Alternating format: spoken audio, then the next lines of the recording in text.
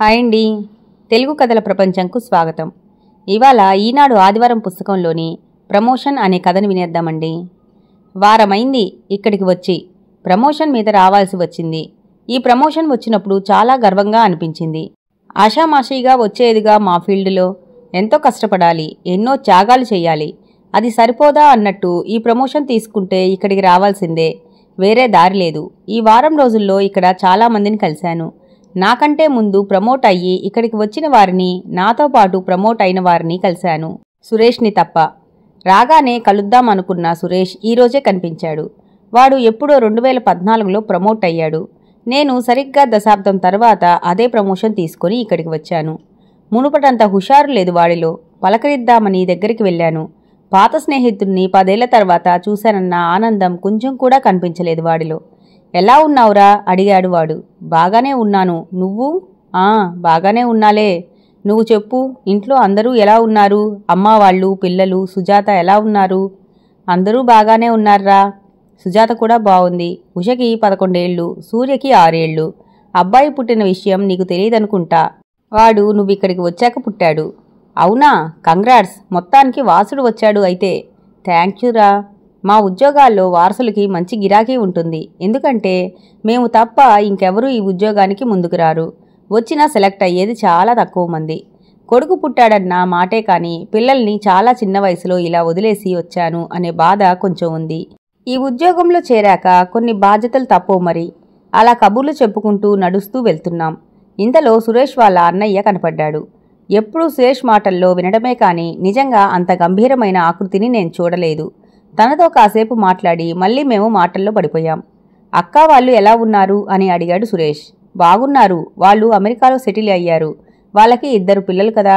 అవునరా, పెద్దోడు మొన్ననే ఇంజనీరింగ్ పూర్తి చేశాడు. క్యాంపస్ ప్లేస్మెంట్స్లో మంచి ఉద్యోగం కూడా వచ్చింది. చిన్నోడు మెడిసిన్ చదువుతున్నాడు. మా అక్కను ఇవ్వడమే ఎన్ఆర్ఐకి ఇచ్చాం. పిల్లలిద్దరూ అక్కడే పుట్టారు. వాళ్ళ చిన్నప్పుడు ఇక్కడికి తరచూ వచ్చేవాళ్ళు. కానీ వాళ్ళ చదువుల వలన ఇప్పుడు కుదరట్లేదు. వాళ్ళు ఇండియాకి వచ్చి కూడా 3 ఏళ్లయింది. అక్కడతో ఆగలేదు వాడి కుశల ప్రశ్నలు. మా ఇంటి విషయాలే కాక మా స్నేహితుల విషయాలన్నీ కూడా అడిగి తెలుసుకున్నాడు. అడిగిన వాటన్నిటికీ సమాధానం ఇచ్చినా తనలో అసంతృప్తి కనిపించింది. ఆ మరుసటి రోజు కూడా మళ్ళీ కలిశాం. మళ్ళీ అదే దిగులు. ఉండబట్టలేక అడిగేశాను. ఏమైందిరా అలా ఉన్నావు? కలిసిన దగ్గర నుంచి చూస్తున్నా ఏదో బాధలో ఉన్నట్టు ఉన్నావు. ఏమీ జవాబు లేదు. 2 నిమిషాల తర్వాత వాడు మౌనం వీడాడు. నేను ఆర్మీలో ఎందుకు చేరానో తెలుసా? తెలీదన్నట్లు తలూపాను. మా తాతయ్యకి దేశభక్తి చాలా ఎక్కువ. మొదటి బిడ్డ పుట్టిన వెంటనే ఆర్మీలో చేర్చాలని నిశ్చయించుకున్నాడు. ఆ పట్టుదలతోనే మా పెద్దనాన్నని ఆర్మీలో చేర్పించారు. కానీ మా పెద్దనాన్న సరిహద్దు కాల్పుల్లో ప్రాణాలు కోల్పోయారు. తండ్రి నుంచి పునికి పుచ్చుకున్న దేశభక్తికి మా పెద్దనాన్న చావు తోడవటంతో తాను సైన్యంలో చేరుతానన్నారు మా నాన్న. మిగిలిన ఒక్క కొడుకుని పోగొట్టుకోవడం ఇష్టం లేదని నానమ్మ అడ్డు చెప్పటం వల్ల ఆగిపోయారు. తన కలని కొడుకు నెరవేరుస్తాడని అప్పుడే నిర్ణయించుకున్నారు. అందుకు తగ్గట్టుగానే మమ్మల్ని పెంచారు. మా ఇంట్లో దేవుడి పటాల పక్కన భరతమాత బొమ్మ, ఆ పక్కన మా పెద్దనాన్నగారి చిత్రం ఉండేవి. అందరూ ఆగస్టు 15న మాత్రమే జెండాని చొక్కాకి పిన్ చేసుకునేవారు. మేము మాత్రం ఏడాది పొడుగునా అలా జెండా పిన్ చేసుకునే స్కూల్కి వెళ్లేవాళ్లం. ఈ గుండెల మీద ఉన్న జెండాని రేపు ప్రాణాలు అడ్డుపెట్టి కాపాడాలి అనేవారు నాన్న. ఇప్పుడు చిన్నప్పుడు అదంతా అర్థమయ్యేది కాదు. ఒక ఆర్మీ అధికారిగా బాధ్యతలు స్వీకరించాక మాత్రం చాలా గర్వంగా అనిపించింది. దైవాన్ని పూజించినట్లు మాతృభూమిని పూజించటమన్నది నిజానికి ప్రతి ఒక్కరూ అలవర్చుకోవాల్సిన, పాటించవలసిన విధానం. అలా ఇంటర్ పూర్తయ్యాక అన్నయ్యని ఆర్మీలో చేర్పించారు. నన్ను ఒక ప్రైవేట్ కాలేజీలో ఇంజనీరింగ్లో చేర్పించారు. నాన్న సంతోషించేలోపు కార్గిల్ యుద్ధం వచ్చింది. ఆ వెంటనే మా అన్నయ్య మరణవార్త కూడా వచ్చింది. అన్నయ్య పార్థవ దేహాన్ని జెండాలో చుట్టి తెచ్చారు. జెండా పట్టుకున్న మా నాన్న కళ్ళలోంచి ఆనంద బాష్పాలు జారాయి. ఆ రోజు అర్థమైంది నాన్న ఆర్మీలో ఎందుకు చేరాలనుకున్నారో. నేను చేరతానని అడిగినప్పుడు మా నాన్న మారు మాట్లాడకుండా ఒప్పుకున్నారు.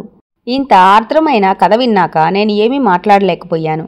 కాసేపు అలా మౌనంగా కూర్చున్నాం. ఇదంతా ఎందుకు చెప్పానంటే నా తర్వాత ఇక్కడికి వచ్చిన వాళ్ళు ఇప్పుడు నువ్వు చెప్తున్న విషయాలను బట్టి చూస్తే సైన్యం అంటే జనానికి మర్యాద పోయింది.